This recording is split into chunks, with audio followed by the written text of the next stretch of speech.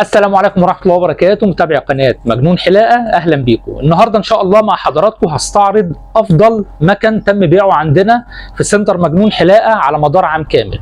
العام 2024 إيه هي أفضل الماكينات أو أهم الماكينات أو أكتر الماكينات اللي تم بيعها على مدار السنة دي، وبالتأكيد الأكثر مبيعا بيبقى ترجمة للأهم والأفضل استخداما.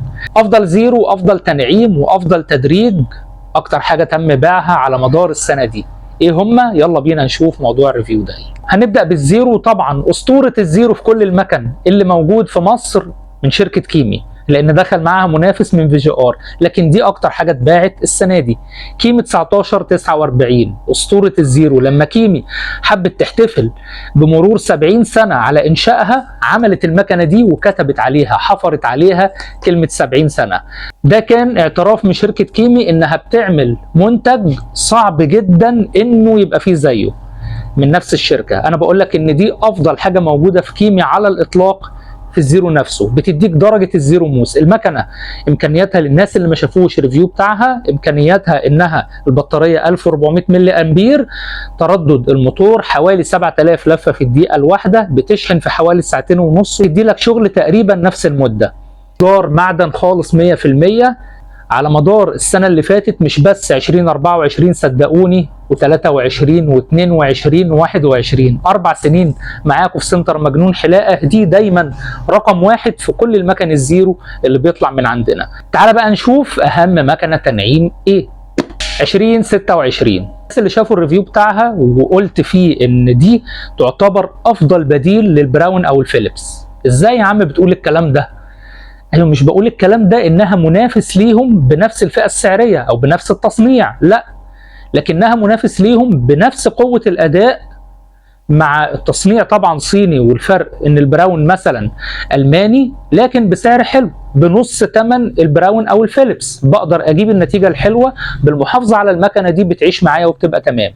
مكنه اصدار مميز جدا، تستحق بالفعل انها تكون رقم واحد في كل المكن التنعيم لحد دلوقتي.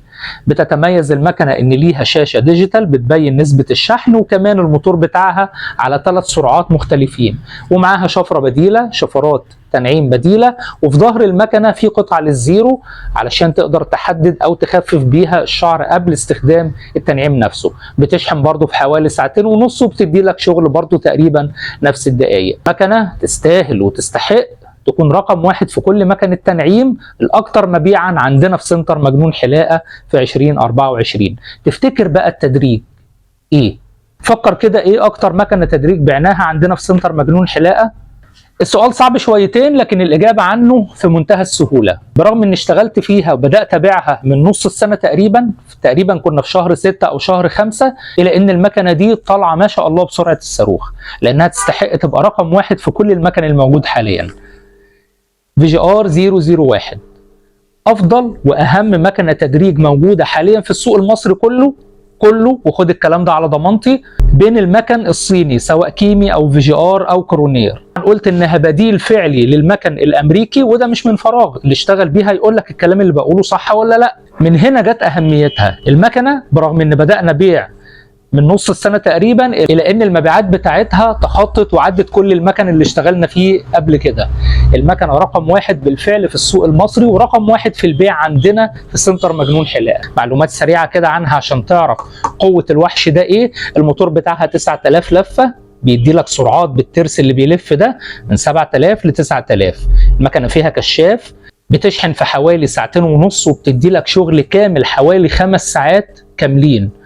الى جانب بقى الدرجات الجميله بتاعتها، 10 درجات كل اللي الحلاق يحتاجه او المستخدم الشخصي. المزيته، وصله الشحن مع الشاحن نفسه، وكمان الجلده الحلوه اللي بتركب على المكنه او العراقه علشان المكنه ما تتزحلقش منك وانت ماسكها. المكنه تستحق فعلا تكون رقم واحد في كل المكن التدريج اللي تم بيعه عندنا على مدار سنه فاتت.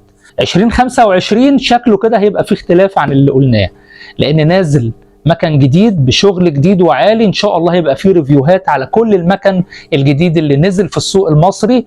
هنتابع معاكم ونعمل كل الريفيوهات على كل المكن اللي يستحق نعمل ريفيو عليه. كل سنة وحضراتكم طيبين، ويا رب يكون الفيديو عجبكم.